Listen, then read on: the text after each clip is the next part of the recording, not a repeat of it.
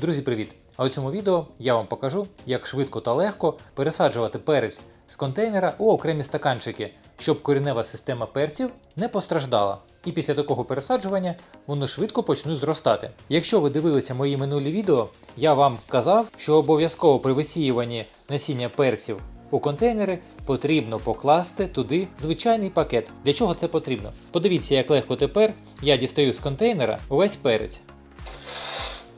Контейнер прибираю. Я можу кожну рослину дуже легко відокремити від ґрунту разом із комом ґрунту. Коренева система при такому пересаджуванні отримує мінімальні ушкодження. Що стосується стаканчиків, я буду пересаджувати у півлітрові стаканчики. В їхньому дні обов'язково потрібно зробити декілька отворів діаметром не менше 5 мм, щоб надлишок вологи дуже швидко виходив з цього стаканчику і коренева система не загнивалася. Також, як ви можете бачити, я взяв такий великий пластиковий контейнер і в нього ставлю стаканчики, тому що волога буде виходити, і щоб мій стелаж був чистий або підвіконня, волога буде збиратися саме у ньому. На дно кожного стаканчика насипаю зовсім трохи ґрунту, приблизно 1 см.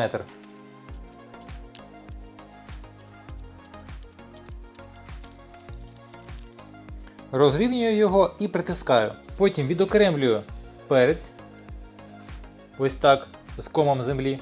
Головне, що потрібно знати, ми починаємо пересаджувати розсаду перця, коли в неї з'явилися 4 справжні листа. 2 великих і 2 ось таких невеликих. Це ми не рахуємо, це у нас сем'ядольне листя. А в такому стані коренева система достатньо велика, щоб перенести пересаджування, але вона ще не почала сплітатися з іншими рослинами, котрі ростуть поруч. Тому перетримувати розсаду у контейнері не потрібно, тому що ушкодження кореневої системи будуть великі і перець буде довго приживатися у окремому стаканчику. Тепер беремо стаканчик і просто кладемо на дно наш перчик. Він так і залишився зростати у своєму ґрунтові. Чому я насипав так мало ґрунту? Моя розсада була трохи витягнута, а тепер я це компенсую. Також, якщо і у вас розсада витягнута, будь-яка перці, томати, баклажани, висаджуйте потім у стаканчики по ось це сем'ядольне листя. А тепер я доповнюю ґрунтом. Добре його притискаю і вирівнюю сам саджанець. Ось і все, розсада пересаджена.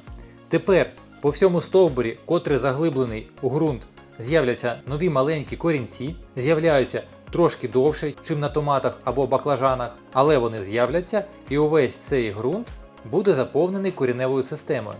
Також у стаканчик під розсаду на саме дно можна покласти трохи органіки, наприклад, чайну ложку висушеної та подрібленої бананової кожури. Але тому, що я пересаджую з великим комом землі, я буду потім підживлювати рідкими добривами. І про все це я вам розповім у наступних відео. А потім обов'язково треба пролити ґрунт під саджанцем.